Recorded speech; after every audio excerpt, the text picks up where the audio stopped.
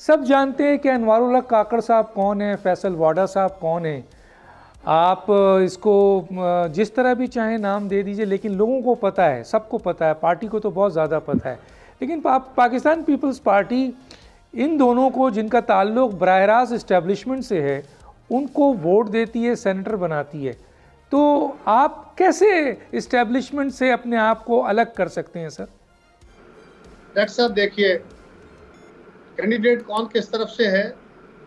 वाडा साहब इलेक्शन लड़े, हमारी जमात के पास सिंध में कुछ वोट फालतू थे। हमारी जमात के अंदर एक राय थी कि इनको वोट नहीं देना चाहिए, लेकिन कुछ दोस्तों की राय थी कि हमारे पास तो फालतू वोट है, अब हम क्या करें, अपनी जमात को तो डाल नहीं सकते, पीटीआई जो है उसको वोट हमने देना नहीं है, और एमकेएम के साथ भी समझौता नहीं हो रहा था। तो ठीक है, वाडा साहब अगर वोट मांगते हैं तो उनको दे देते हैं। कल हमें अगर वोट की जरूरत होगी तो ये प्रेसिडेंशियल वोट हमें दे देंगे, लाइक दिस। इस तरह की अंडरस्टैंडिंग होती है। तो ये हमारे पास फालतू वोट थे, हमारे वोटों की वजह से नहीं बने वो। तो किसी दबाव या डील की वजह से तो नहीं हुआ है। मैं करता हूँ, यू नो इट, आप बहुत बखूबी जानते हैं कि उनको मेजोरिटी में वोट एमक्यूएम का मिला। यही सूरत हाल काकड़ साहब की थी।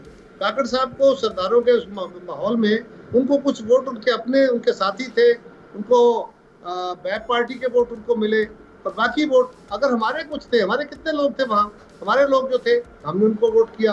क्योंकि सियासत के अंदर आप उनको ओन करके नहीं चल रहे, हम किसी के कहने पे उनको वोट नहीं डाल रहे। कुछ कभी कभी ये भी होता है डॉक्टर साहब, ये बात बिल्कुल दुरुस्त है कि कई दफ़ा मैं कोई कहूँ कि जी हम दुनिया में बड़ी मिसाली किस्म की जमहूरियत, कोई अफलातूनी जमहूरियत लेके बैठे हुए।